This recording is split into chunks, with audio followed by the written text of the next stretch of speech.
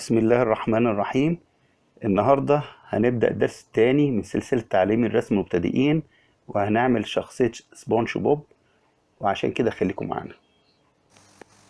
في الأول هنبدأ برسم خطوط متعرجة على شكل مكعب زي ما احنا شايفين قدامنا.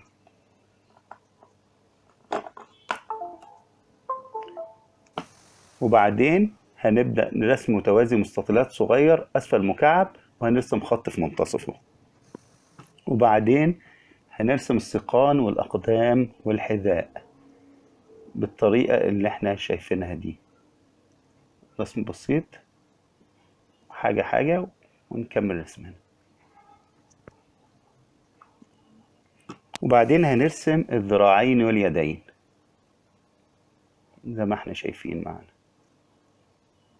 نرسم الذراع اليمين وبعدين الذراع الشمال.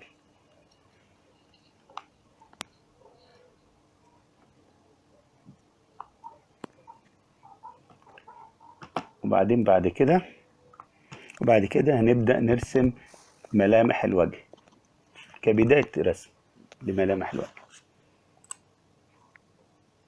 وبعد كده هنرسم العينين ثم الأنف. وبعد كده هنوضح العينين، الرموش والأسنان وباقي الفم، ثم نرسم الفراغات اللي في الجسم. دلوقتي بنعمل العينين والرموش خلصناها، الأنف والفم ونوضح الفم، وبعدين هنعمل الفراغات كلها اللي في الجسم.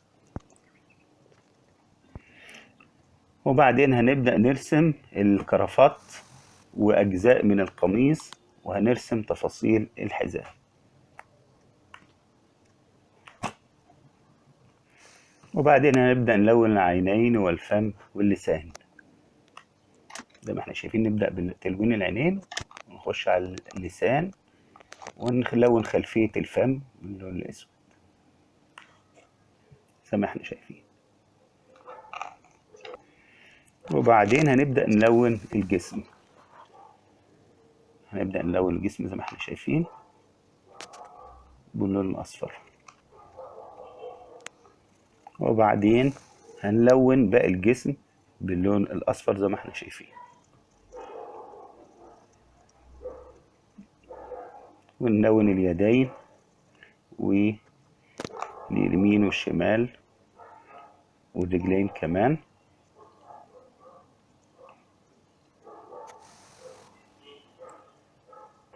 وبعدين هنلون الحزام والشورت باللون بني والكرافات باللون الأحمر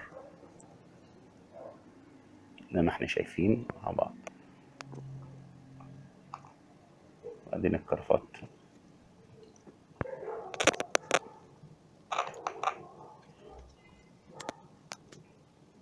باللون الأحمر. وبعدين هنلون الفراغات الحزام والحذاء باللون الأسود زي ما احنا شايفين. نبدأ بالحزام، فراغات الحزام، وبعدين نخلص تلوين الحذاء باللون الأسود.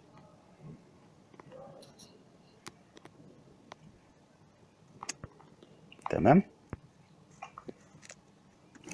وبعدين أخيرا نلون الفراغات باللون الأخضر، ثم تحبير الحواف باللون الأسود. نبدأ بتلوين الفراغات الأول فوق باللون الأخضر زي ما احنا شايفين، وفي الآخر نلون الحواف باللون الأسود عشان نظهره. وكده انتهينا من